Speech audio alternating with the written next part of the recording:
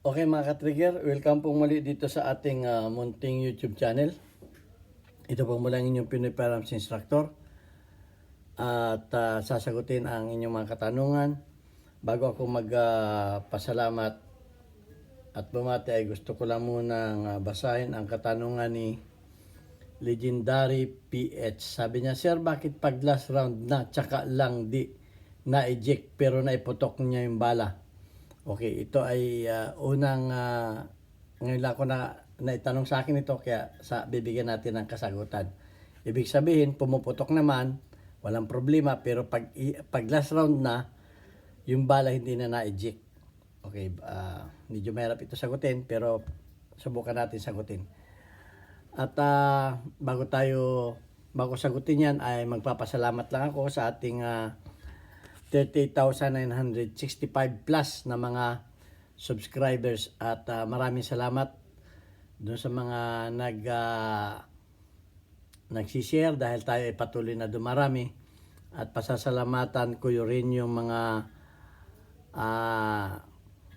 silent viewers natin na hindi nag-skip ng ads sapagkat ang ating YouTube channel po kaya ko ginawa ay para sa ating mga beneficiaries na 6 na mga estudyante na mga anak na single parent. Ang kinikita po ng ating YouTube channel ay para po sa mga bata na ating tinutulungan. 6 po sila.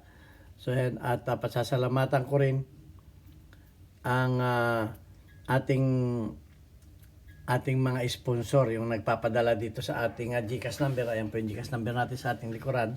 Yan po yung aking anak. At huwag kayong magtanong dyan ng anumang pinagbibili. Wala po tayong pinagbibili. At huwag din kayo magtanong sa aking YouTube channel kung tayo may pinagbibili. Ako po ay sumasagot lamang sa inyong mga katanungan. Okay, kung may problema kayo, magtanong lamang kayo. Okay, pasalamatan po natin yung ating mga sponsor sa pangunguna po ni Alfredo Isidro Ordo Sipay ng Las Piñas, kay Architect Arnel Salvador ng Kuwait, kay Jubil Platoon ng Riyadh, Saudi Arabia, kay Umbit ng Kia Motors Kuwait, kay Anthony Banglista ng Pasay, kay Conrado Ululailio, Junar Diaz, at meron kayong magpakilala. Tawagin na lang natin Mr. Adrian. Okay, at maraming salamat dun sa mga nagpakulay sa ating premier, kay Jubil Platoon, Boy Umay ng Riyadh, Saudi Arabia. Gayon din kay Jesus Borromeo.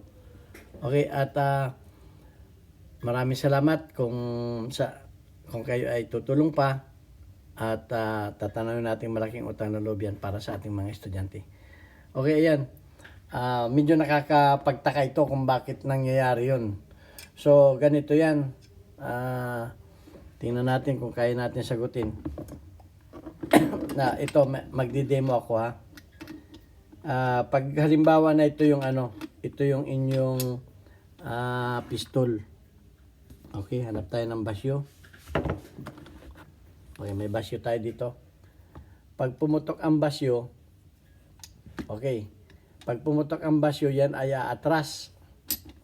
Kukunin ito ng extractor at babangga yan dito sa ejector. Ito yung ejector niya, babangga yan diyan. Kaya yan ay lalabas papunta ron. So bakit siya hindi lumabas? Bakit hindi lumabas siya? Ganito ang gawin mo. Kung may mga problema kayong ganito, chikinin niyo itong ilagay ninyo dito yung basyo. Tingnan ninyo ganyan. Ipakapit ninyo sa kanyang extractor. Ipakapit ninyo sa kanyang extractor yan. Ayan. At tingnan ninyo kung yan ay hindi mahuhulog. Pag yan ay nahulog, dyan mag-umpisa ang problema. Kung yan ay nahuhulog ng ganyan. Kung yan ay nahuhulog. Dahil kung yan ay nahuhulog, yun ang problema niyan. Ibig sabihin, malaki ang gap nito dito. Yung extractor niya ay maluwag dito, maluwag. Maluwag siya dito. Kaya nahuhulog siya. Hindi siya masyado nakakapit. At pag yan ay nahulog, ganito ang mangyayari niyan pag wala ng bala. Okay? So, aatras itong basyo. Pag ganyan. Yan. Malalaglag siya dyan. Hindi siya makakarating dito sa kanyang ejector. Ganito yan, oh. Okay. Dahil nga maluwag yung extractor, pag yan ay umatras, yan ganyan, pagdating niya dyan, malalaglag na yan. Bibitaw na yan sa kanyang extractor. Kasi nga maluwag yung extract niya, bibitaw. Pagbalik ng extractor, ipapasok siya uli. So, hindi siya nakakarating dito sa kanyang ejector. Ito yung ejector niya. Bakit naman pag may bala? Okay, lagyan natin ng bala, ha? Bakit naman pag may bala, hindi naman siya, okay naman siya? Okay, lagyan natin ng bala yung magazine niya. Okay. Lagyan natin ng dummy bullet. Yan. Sasalpak natin. Yan, may bala siya. Ito yung kanyang barrel.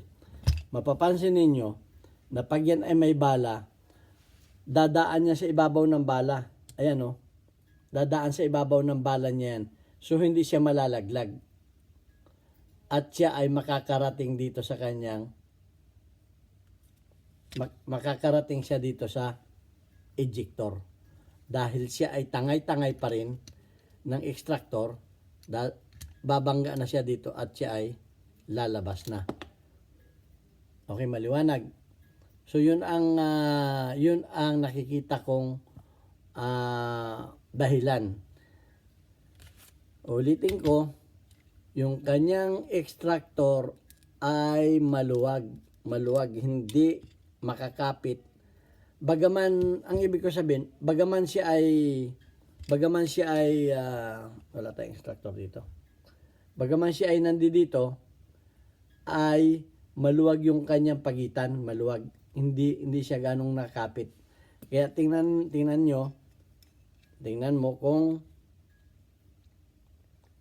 nakakapit ba yung kanyang extractor.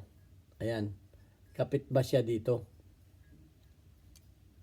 Kita ninyo dyan? Kapit ba siya dyan? Hindi ba siya nalalaglag? Yun lang nakikita ko dyan. Dahil kung siya ay nalalaglag, yun ang mangyayari dyan doon sa pinakita ko sa inyo. So, ayun. Sana ay naliwanagan ka. Sino yung nagtanong? At yun lang ang nakikita kong dito, yung extractor mo ay maluwag. Okay, Legendary PH. Okay, maraming salamat sa iyong katanungan. Kung may mga problema kayong ganyan, ay una ninyong checkin yung extractor. Kung hindi ba maluwag. Okay, at pinakita ko naman sa inyo kung anong nangyayari dito.